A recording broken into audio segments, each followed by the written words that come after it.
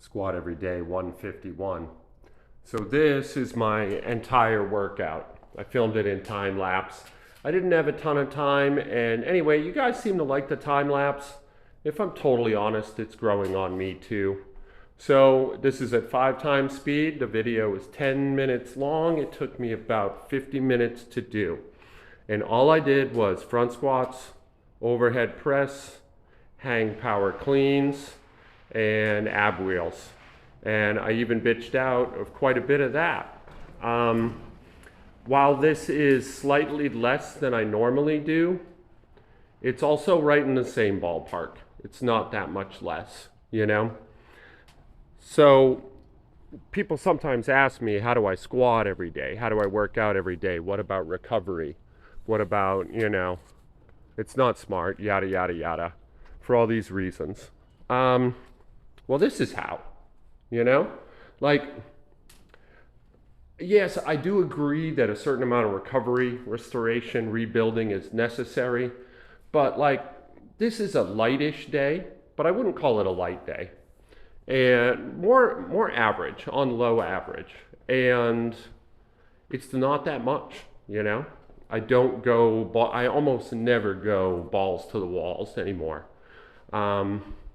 It's very restrained so that I can show up every day and do it. Now, to be completely and totally fair, I'll probably do something after work tonight too. I reserve the right to not do that. Oh, that's my lady. Yeah. You only got it was too fast on time lapse. So yeah, you're gonna stare at a blank screen for a little while. She came down to say hi and weigh herself, and I wanted to show her off, but that was too quick. 5 times speed was not long enough. I should have lingered on her a little bit. And yes, I'm a very happy man. Let's see if I can walk in the rain without the wind causing too much trouble. Yeah, it seems okay. I don't know. Nope, it's not gonna work. Back inside, dummy. So anyway, that's my defense for what I'm doing. And I mean, I don't really need a defense because, you know, the critics, they don't get a vote. I don't even feel like I get a vote most days. I suppose that's the nature of habit and routine, right? You take the choices out of it. There's no committee meetings.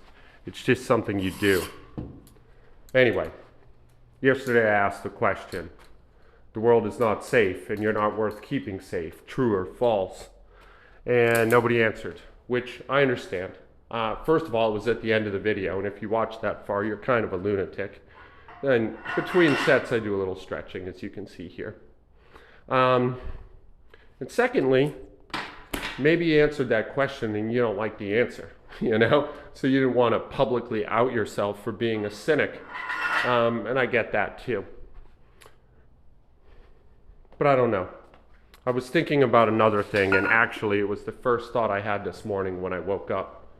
And it was something Paul Conti said, that life is the opposite of entropy. And if you don't know what entropy is, it's basically just the slow heat death of the universe, or to put it more broadly, that every energetic thing deteriorates over time. That like all organic matter, regardless of what phase it's in, will slow and dissipate, you know? And that life would be the opposite of that, according to Conti. And I agree with him, but like, I don't know why. And I think it's a pretty hard concept to defend, you know? But it leads towards some sort of pseudo-spiritual thinking, which is weird too, because it's kind of grounded in factual reality. You know, in the same way that reincarnation isn't a spiritual belief so much as it's a fact of biology. Now, it doesn't mean your soul's going to reincarnate into another body, but that the organic matter that you're comprised of will be organic matter again. That's a fact, you know? And there's no disputing that. No sensible rationalist no matter how scientifically minded and dogmatic, would oppose the idea that organic matter becomes new, fresh, renewed organic matter, given enough time. That's off topic a little bit, and I've kind of lost my train of thought, but we can take that same idea and sort of superimpose it over Paul's, you know? Like, if life is the opposite of entropy, then maybe it's the universe's way of trying to answer the question of its slow, energetic death via entropy. Like, it's moving through ever complex systems in order to solve this problem. And we're alive, and we're here right now. You're watching my YouTube video. You're watching my dumb hang power cleans. And whether we like it or not, maybe part of the all-in purchase of being alive is that we, in one living organism movement, are trying to solve entropy. And maybe an easy question is then why do all living things vie against other living things? Why is it necessary to kill to survive? You know, we feed on each other. Life feeds on life. We scramble for resources. There's war. There's slavery. You don't believe that? Look up Cobalt Red. Look up the Congo. You know. So why would there be so much conflict if we're a unified movement? And it's not an easy question to answer. And this is a pseudo-philosophical rant to the nth degree, and I apologize if this isn't your bag. Maybe we're in conflict because we're problem solving, right? Because it is a very, very difficult problem to solve, the problem of entropy. And we're not sure what the answer is. So like any good computer, we're doing a brute force calculation. And how do living organisms do brute force calculations? How do they check every possible outcome? The combat of ideas, you know? We need to be diversified as thoroughly as possible. And those ideas need to run head on into each other in order to arrive at a solution. Survival of the fittest, as it were, you know? Which in this case would mean the most adaptable, and not the strongest or the fastest or the most resilient. That which can change most readily. I don't know. So yeah, that thought woke me up at 6:30 this morning. And it was kind of in a panic, you know? I kind of had like, I'm certain my brain was trying to unpack it and I was dreaming. And then the dream came to an ugly apex, and that's what woke me up. I couldn't go back to sleep. So yeah, those are my thoughts, feelings today, and this is my work. So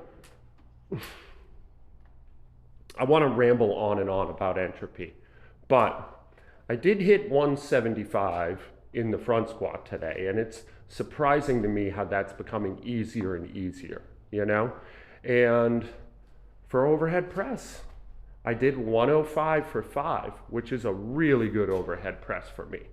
A couple weeks ago, I only got 105 for 3 reps.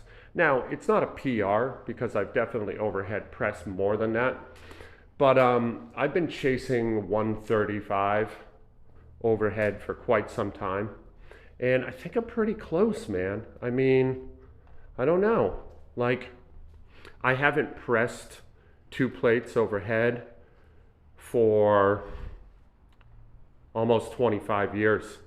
And like I said, you may remember, I was a big fat boy back then. So it's not really that impressive.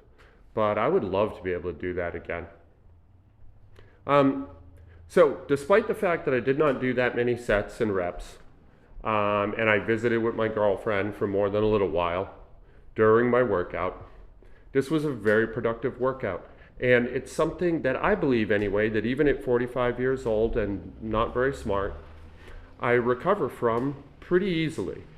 And well, I hope that answers the question, you know? I don't really work that hard. I do a lot of stretching. I very much listen to my body. I am in tune with my problems. You may have noticed earlier I got one of those little mobility balls out and got on it for a little bit. Just because I felt something sticky in my right shoulder, man. And that's typically not a good idea, but I did it anyway. And it worked great. Anyway, this is Joe in real life. I love you guys. Be good to each other today.